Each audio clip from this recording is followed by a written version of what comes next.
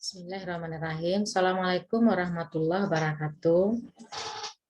Yang kami hormati Bapak Ibu reviewer penelitian PNBP Universitas Negeri Padang tahun 2021. Baiklah Bapak Ibu, penelitian kami ini skimnya penelitian khusus pusat kajian.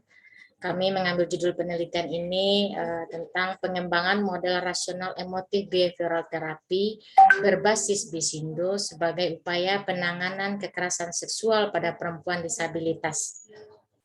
Nah, penelitian ini kami rencanakan akan dilaksanakan dalam 2 tahun dan yang kami lakukan sekarang di tahun 2021 adalah tahun yang pertama. Tim penelitinya adalah Dr. Marlina SPD MSI, saya sendiri, kemudian anggotanya ada 2 orang, Yuninda Trianingsi SPCM psikolog dan Zulian Fikri SPCMA. Nah, baiklah Bapak Ibu. Nah, penelitian ini dilatar belakangi oleh kondisi perempuan disabilitas terutama di Indonesia. Sebagian besar penyandang disabilitas terutama perempuan, baik itu dia mengalami ketunanetraan, ketunarunguan, tunagrahita, tunarasa atau tunalaras dan beberapa gangguan yang lain. Umumnya mereka banyak mengalami permasalahan terutama terkait dengan yang akhir-akhir ini sedang banyak terjadi kasus di beberapa media massa menunjukkan bahwa perempuan penyandang disabilitas banyak mengalami pelecehan dan kekerasan seksual. Nah, mereka ini merupakan kelompok yang rentan. Rentannya itu apa? Karena kondisi disabilitas yang disandangnya, yang dialaminya membuat mereka menjadi sasaran atau target bagi orang lain untuk membuli, untuk melecehkan secara seksual. Nah, hal ini disebabkan oleh apa? Salah satunya adalah minimnya edukasi berupa bentuk pelatihan yang sesuai dengan kondisi penyandang disabilitas itu sendiri. Nah, banyak literatur menunjukkan bahwa sampai hari ini perempuan penyandang disabilitas masih mengalami diskriminasi dalam segala lini kehidupan, aspek sosial, aspek pekerjaan, kemudian vokasional. Nah, mereka banyak mengalami diskriminasi di dalam secara fisik maupun secara psikologis. Akibatnya perempuan penyandang disabilitas ini minim aksesibilitas dari hal fisik. Dari aspek fisik mereka mendapatkan tekanan-tekanan dari beberapa lingkungan sekitarnya karena kondisi disabilitasnya. Kemudian dari segi psikologis mereka mendapatkan bullying, kemudian mereka juga dilecehkan secara seksual oleh orang di sekitarnya. Nah, mereka juga mengalami minimnya perlindungan hukum. Jadi susah bagi penegak hukum dalam mengungkap kasus-kasus pelecehan seksual yang terjadi pada penyandang disabilitas, dan dalam hal ini kami memfokuskan kepada penyandang disabilitas tunarungu atau perempuan tunarungu. Nah, berangkat dari pengalaman kami sebagai tim advokasi penyuluhan dari pendampingan dan penyuluhan untuk perempuan-perempuan disabilitas di Sumatera Barat dalam Asosiasi Profesi Pendidikan Khusus, banyak kasus pelecehan seksual pada penyandang disabilitas yang sampai di kepolisian, tapi sampai di kepolisian kasus tersebut berlalu begitu saja. Salah satu penyebabnya adalah pihak kepolisian mengalami kesulitan di dalam mengungkap, menyusun BAP, apa yang menyebabkan, bagaimana terjadinya, dan kronologis terjadinya kegiatan itu, pelecehan seksual itu tidak bisa dicatat, dibuatkan oleh polisi karena kesulitan dalam berkomunikasi yang dialami oleh perempuan tunarungu. Jadi karena mereka sering mengalami pelecehan seksual, maka penelitian kami ini memiliki tujuan yaitu bagaimana membantu mereka penyandang disabilitas perempuan ini atau perempuan tunarungu ini yang mengalami traumatik karena pelecehan seksual yang dialaminya untuk diterapi. Nah, Ini pelaksanaan terapinya ini, maka kami melibatkan teman-teman dari psikologi untuk menyusun penelitian ini agar lebih sempurna. Nah, pelecehan seksual pada wanita disabilitas atau tunarungu ini berdasarkan beberapa hasil penelitian yang pernah kami lacak di beberapa jurnal internasional, ternyata perempuan tunarungu ini 2 kali lebih banyak mengalami pelecehan seksual dibandingkan yang bukan disabilitas. Nah, ini hasil penelitian ini cukup mengejutkan juga, berarti sangat rentan mereka mengalami pelecehan seksual. Nah, ternyata di setting sekolah inklusif juga menunjukkan bahwa guru pendidik khusus, 80% guru pendidik khusus ini melaporkan bahwa siswa penyandang disabilitas itu menjadi target pelecehan seksual bagi orang di sekitarnya. Nah, pelecehan seksual verbal dan fisik itu lebih banyak terjadi pada siswa dengan penyandang disabilitas tingkat ringan dan sedang dibandingkan yang berat. Nah, ini mungkin penyebabnya karena apa? Penyandang disabilitas yang berat itu umumnya berada di panti atau di SLB yang ada pantinya atau asrama. Mereka lebih terjaga begitu. Nah, hanya 18% kasus pelecehan seksual yang mendapatkan penanganan. Jadi bayangkan Bapak Ibu, jadi untuk 82%-nya lagi adalah tidak ada penanganan apa-apa terhadap wanita tunarungu ini yang mengalami kasus pelecehan seksual.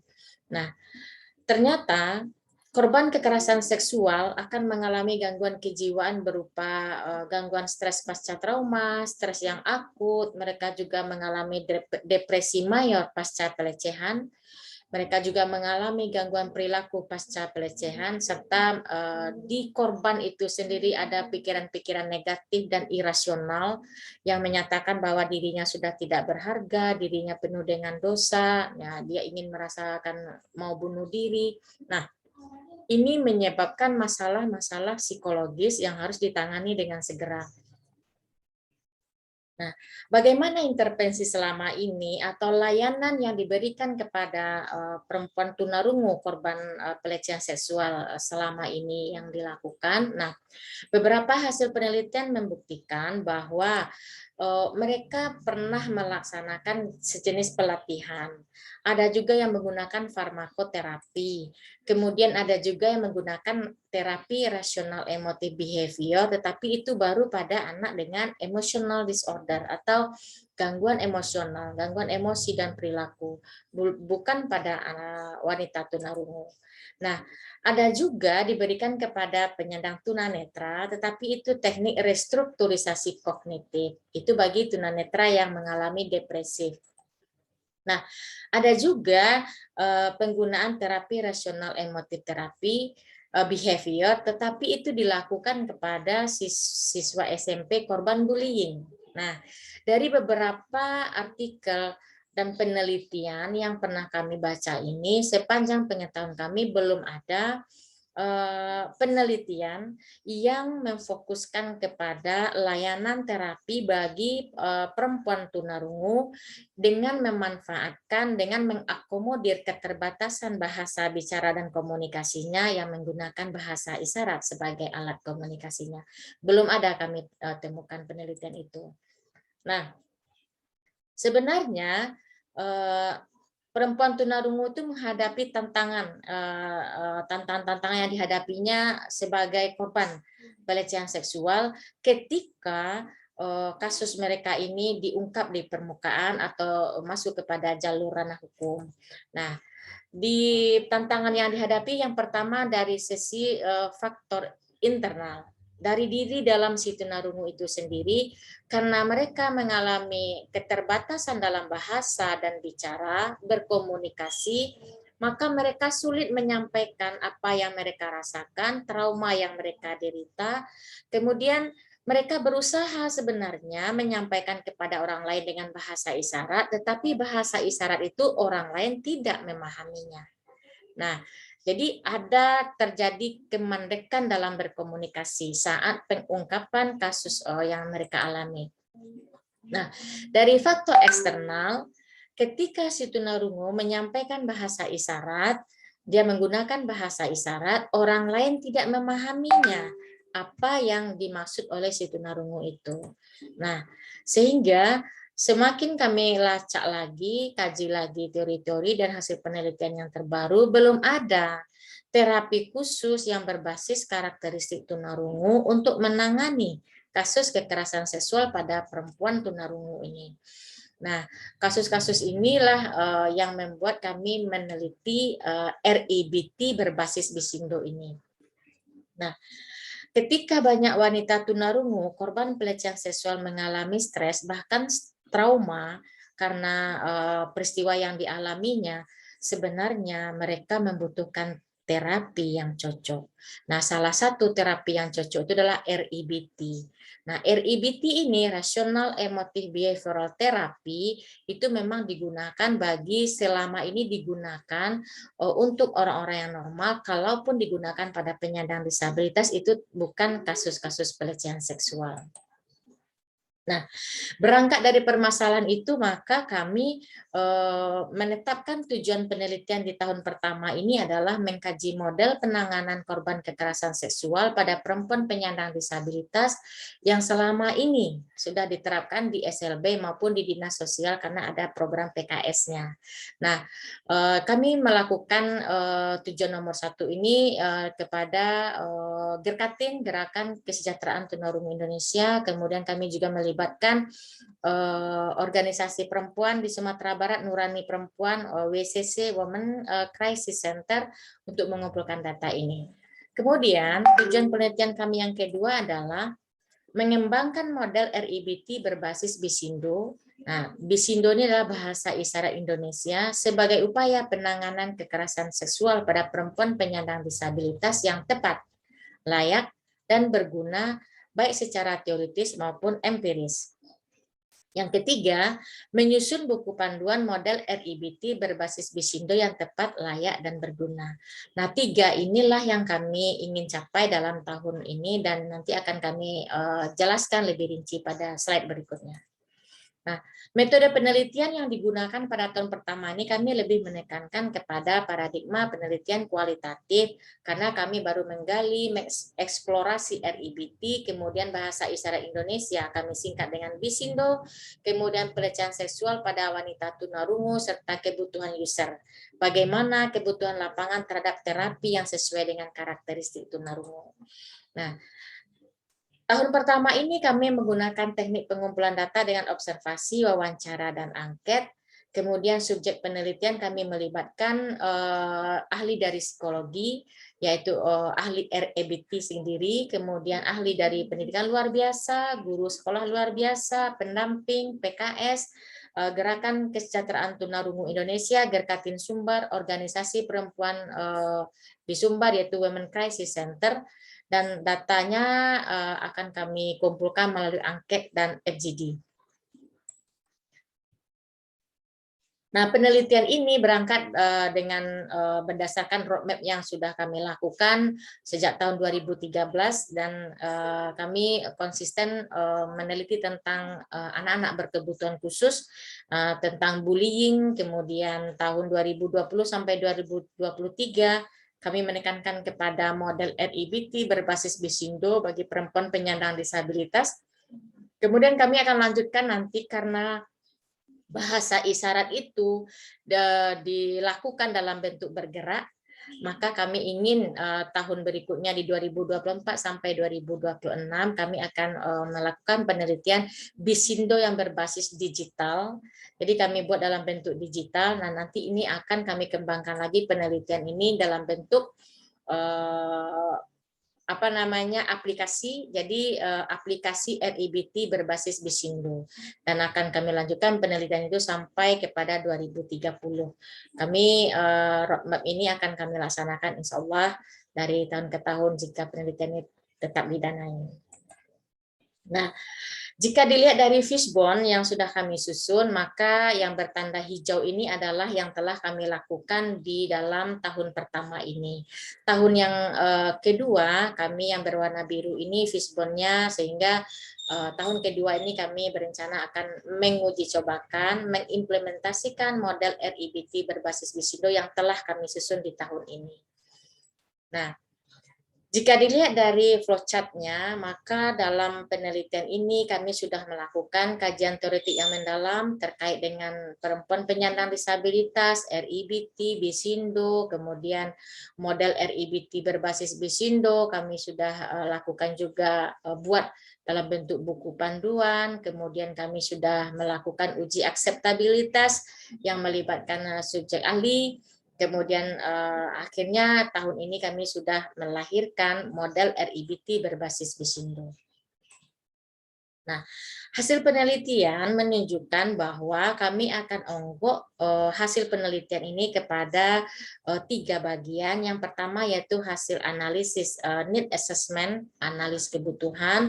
Kemudian yang kedua, analisis tentang buku panduan atau model RIBT-nya. Dan yang ketiga adalah analisis kualitatif tentang masukan-masukan validator terhadap buku panduan yang sudah kami susun.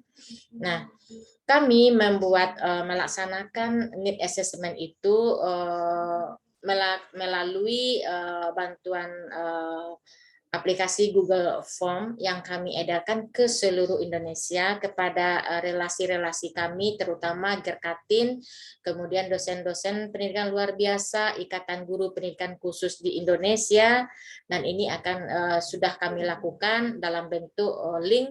Kami berikan link ini kepada yang sudah kami sebutkan tadi, dan ini dia screenshot angket analisis kebutuhan RIBT yang kami minta isikan kepada responden.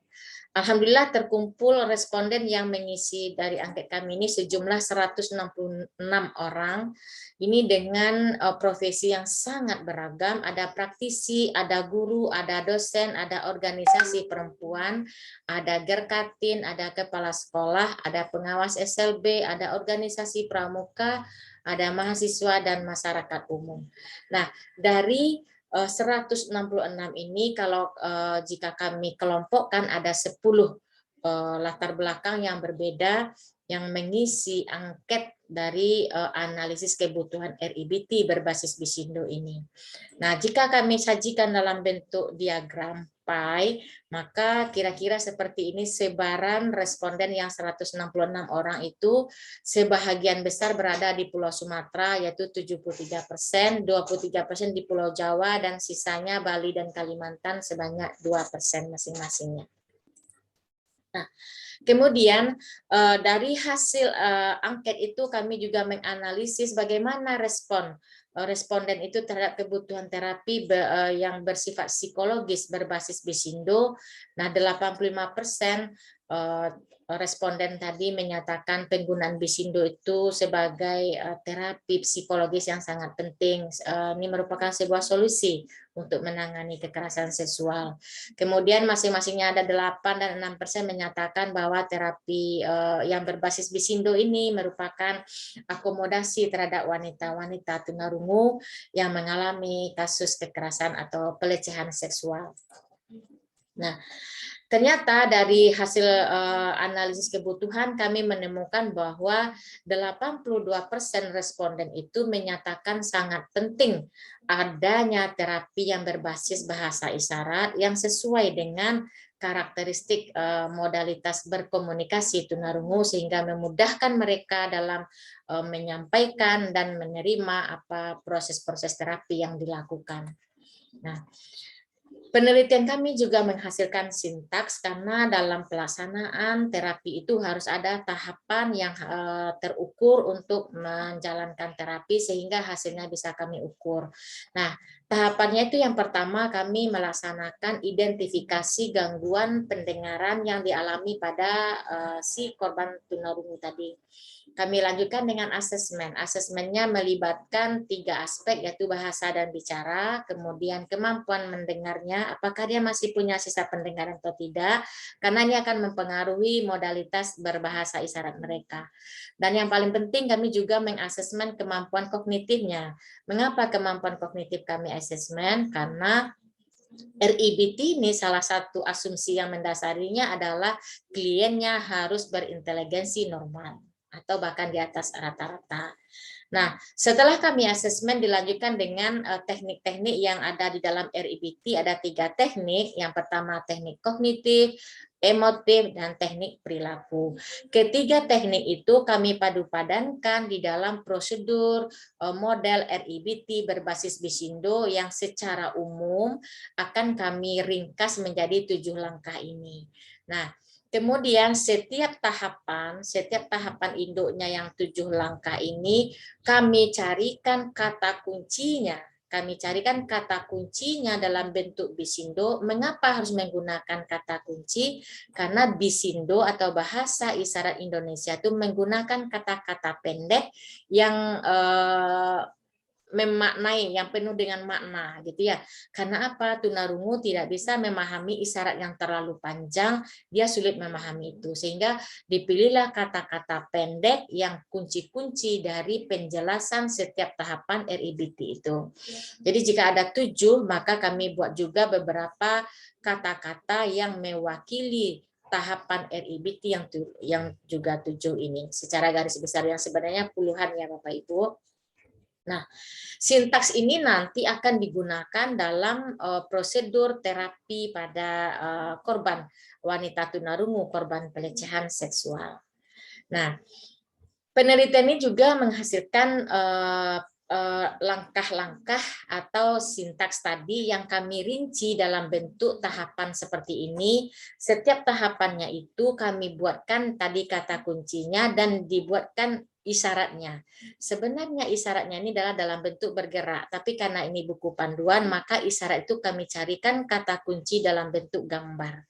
Nah, jadi misalkan pada tahap pertama RIBT itu adalah membina hubungan baik dengan klien. Maka si terapis menyampaikan keinginan itu untuk menjalin hubungan baik dengan klien, maka si ahli PLB yaitu ahli bahasa isyaratnya menggunakan bahasa isyarat itu untuk media terapinya.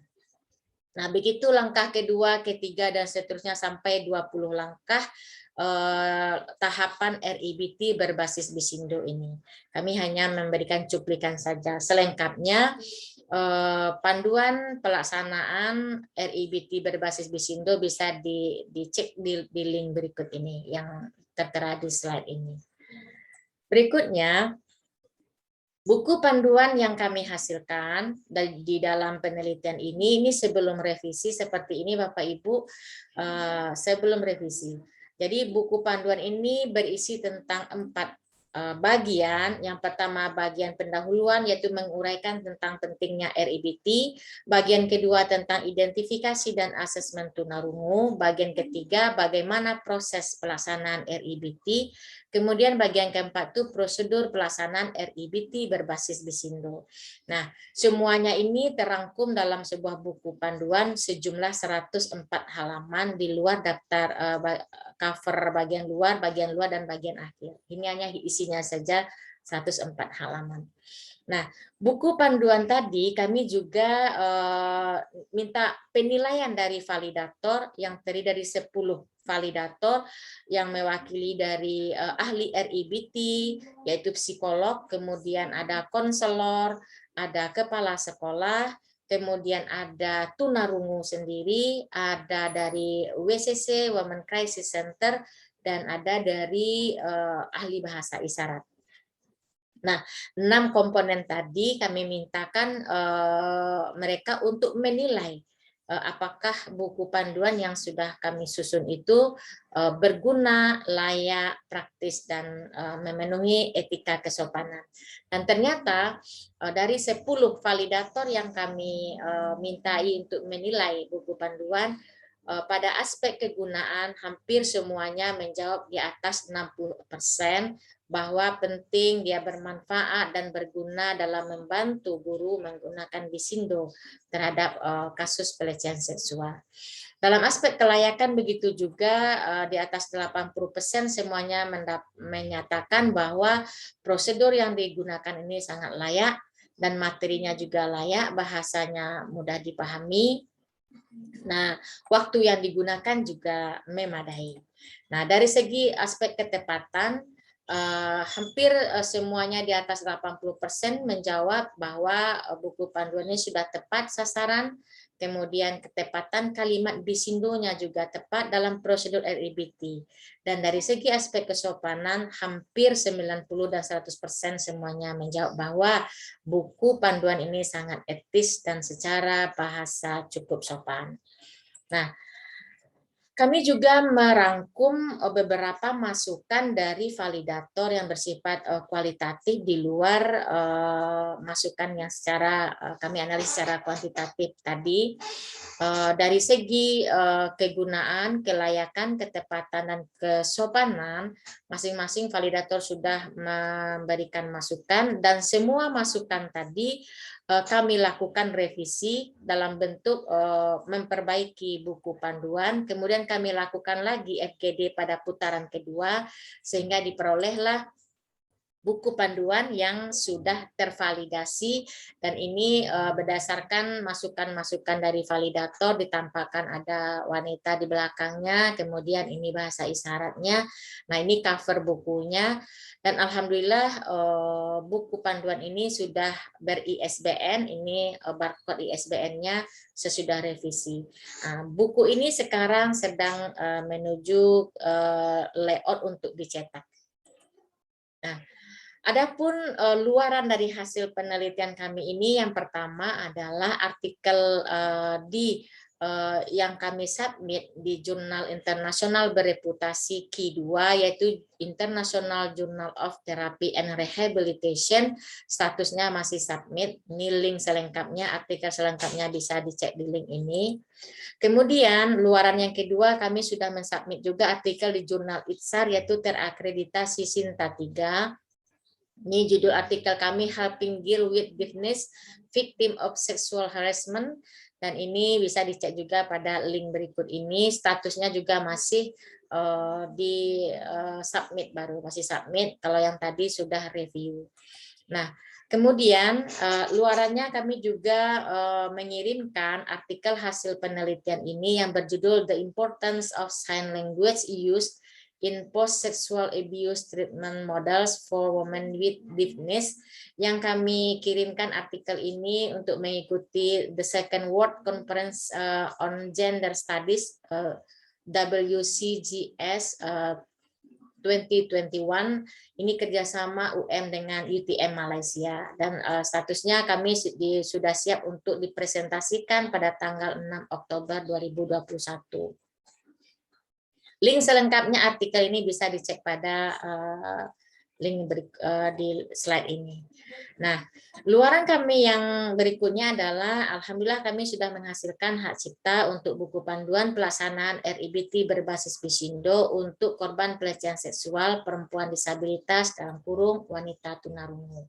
Nah, inilah luaran-luaran penelitian yang kami hasilkan dalam tahun ini. Jika dicek dari janji yang sudah dinyatakan saat penyusunan proposal, alhamdulillah semua luaran sudah kami penuhi, dan insya Allah pada nanti di laporan akhir semoga status artikel kami yang under review sudah dapat kepastian apakah di accepted atau masih direvisi. Terima kasih Bapak Ibu reviewer atas perhatiannya. Semoga penelitian ini bisa dilanjutkan pada tahun kedua. Billahi taufiq wal hidayah. Wassalamualaikum warahmatullahi wabarakatuh.